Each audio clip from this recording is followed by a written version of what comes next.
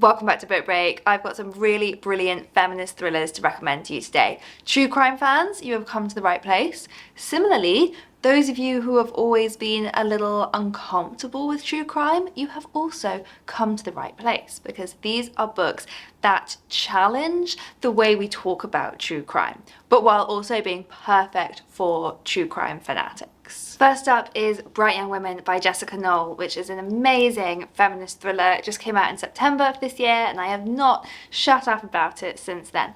So this book is fiction, is a novel, but it is very clearly inspired by a true story, the true story of America's most notorious serial killer. So this man, whose name I'm not going to mention because his name is actually not mentioned at all in Bright Young Women, and that's a very deliberate choice, because this man has become something of a celebrity. Through the years, he has become kind of known as having been incredibly charming and good looking and very, very clever.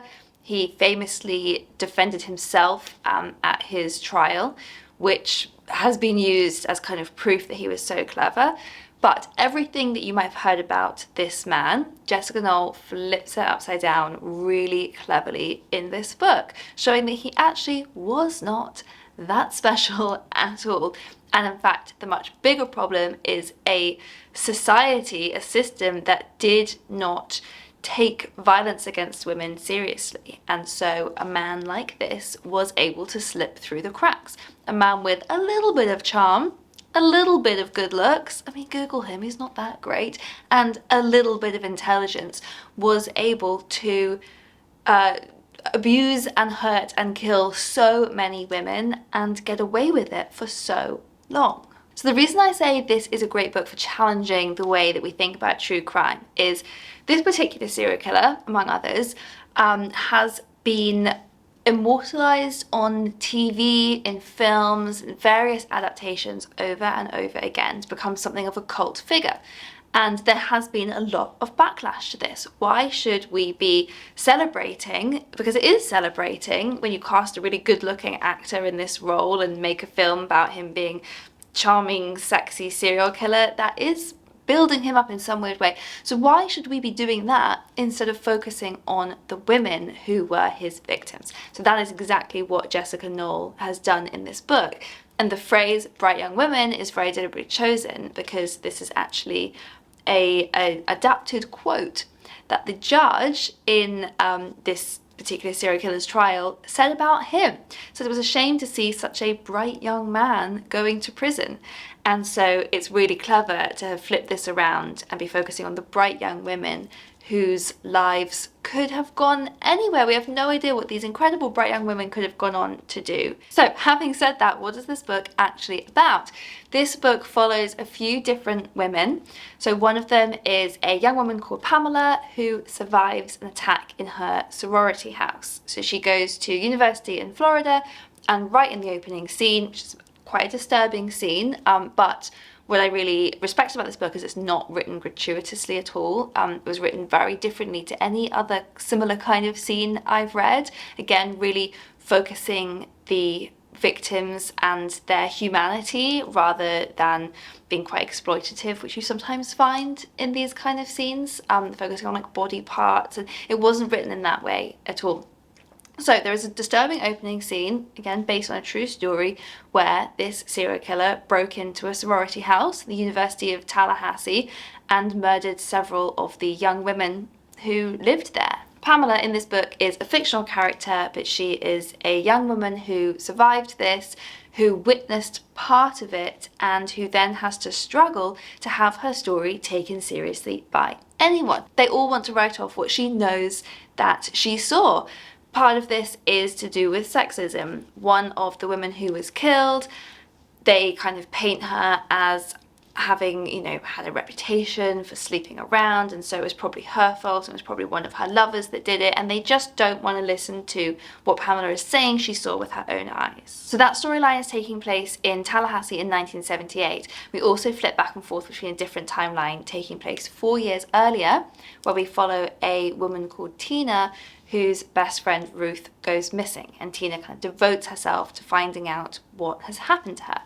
And by the time she hears about the attack in the sorority house in 1978, she is convinced that the two events are linked. So it's a book that is full of rage and anger. We get to follow these two women not being taken seriously. Pamela because she is a young sorority girl, Tina in a huge part because she is a lesbian and seen as not a reliable person to talk to. And so the book is really about giving voices back to these women. Both of these women are fictional, but the novel contains all of the rage of all of the real women in this story and in similar stories over the years. Overall, a really gripping, really powerful, really moving book. It's a book that kept me going over to Google to look up real details from the real story that this is inspired by, and a lot of it is based on fact, and I found absolutely shocking. Could not believe these things actually happened. It totally changed everything I thought I knew about this particular glorified serial killer, and I just loved the way that it brought the women right into the spotlight. A recent really popular novel that I would kind of most closely compare this to is I Have Some Questions for You by Rebecca Mackay, which is a book about a true crime podcaster. So it's kind of meta. Our main character is a podcaster. She goes back to her old boarding school to teach a class on podcasting. Back when she was at that school, years before, a girl at the school had been murdered and a man had been put in prison for her murder, a member of staff, and she hadn't thought that he was really the murderer. So going back to her school all those years later, she's drawn right back into the heart of revisiting this mystery, especially because in the class that she's teaching, one of the students says that they all have to make a podcast for the class, and she says she wants to make her podcast on this story because she believes that there was a racist element in the arrest and conviction of this man, Omar, who was convicted of the murder of this student. And she thinks he didn't do it and it was racist that it was blamed on him, and so she wants to make a podcast kind of reopening the case. So of course in those classes you get a lot of conversations between the characters about true crime and about the problematic elements of it and the parts of it that can actually make positive change. So we get to kind of live through those conversations, and I found all of that really, really fascinating. And as someone who has been very sucked into podcasts like Serial, to TV shows like Making a Murderer, the final section of this book I found very satisfying, very interesting, because it kind of dives into what might happen after the podcast. Again, this book is really, really filled with rage.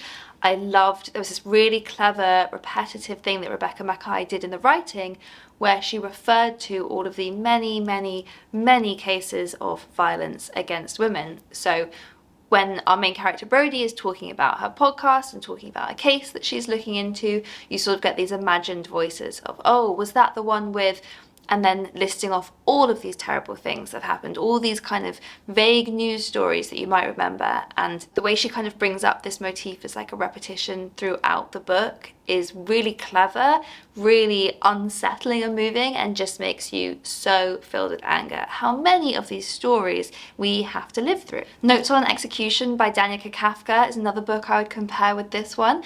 So this book is totally fictionalized. It tells the story of a serial killer who is awaiting execution, but the story is, for the majority of it, told from the perspective of different women who are linked to him in some way. So his mother, his sister-in-law, and a police officer investigating his case who actually had a link with him from their childhood. So those women take centre stage and tell their stories. I thought that Danica Kafka did a really good job of portraying Ansel, the murderer. So we do get little sections from his perspective, and the sections when you do get to hear a bit from Ansel, the murderer's perspective, I thought were really clever.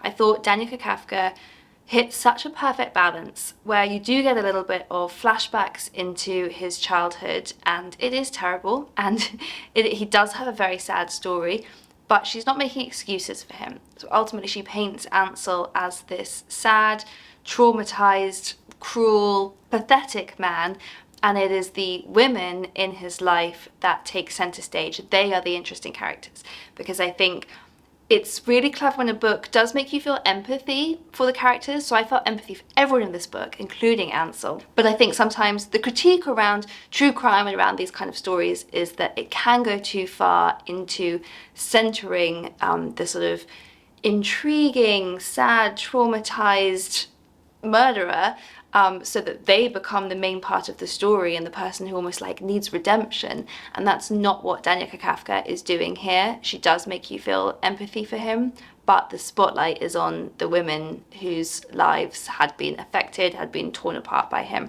And right at the end, she does these little sections where she writes imagined lives for the women that he killed, and I found those really moving and powerful.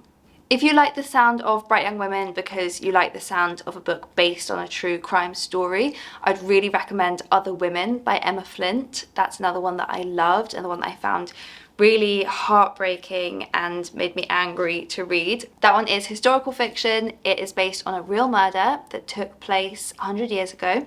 So it's set in 1923 and it's told from the perspective of two women, Beatrice and Kate. Beatrice is a single woman living in London and living a rather lonely life, and one in which her prospects are not great in terms of her life, her career, where she is going to live. And then she meets a man, a married man, and she is swept up in a romance with him. The other perspective is Kate, and Kate is his wife. And we jump back and forth between these two women who are telling the story of this real murder that really happened.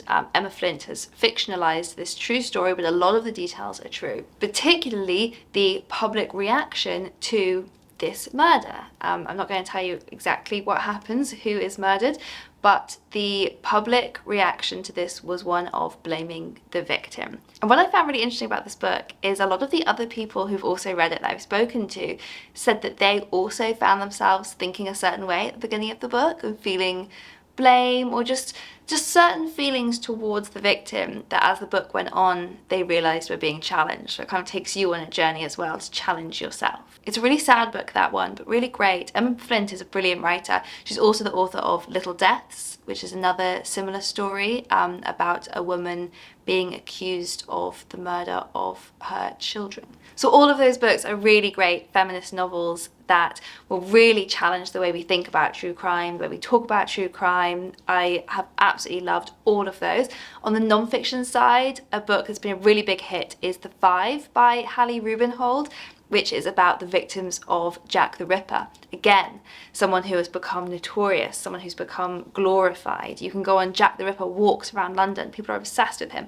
And so The Five is a book that tells the story of his victims and shows how they were so much more interesting than just who they were murdered by. That was the end of their life. They had lived lives up until that point, and so that book really centers those stories. I think this is a really interesting area that a lot of books are starting to explore. I think it's fascinating, and I think that Bright Young Women is such a brilliant example of this. A book in this theme to add to your pre-order list would be One of the Good Guys by Araminta Hall.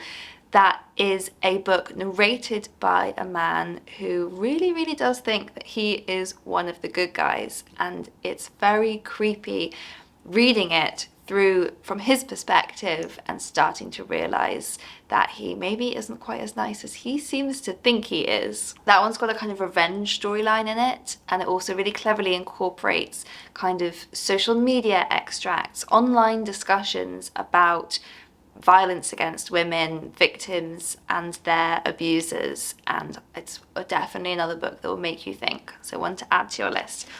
But right now, pick up Bright Young Women and come and let me know in the comments what you thought of it. I just cannot rave about this book enough. For your next read, I will link here to a video I made on really good crime books written by women, so do click through and have a browse of that, and I'll see you next time.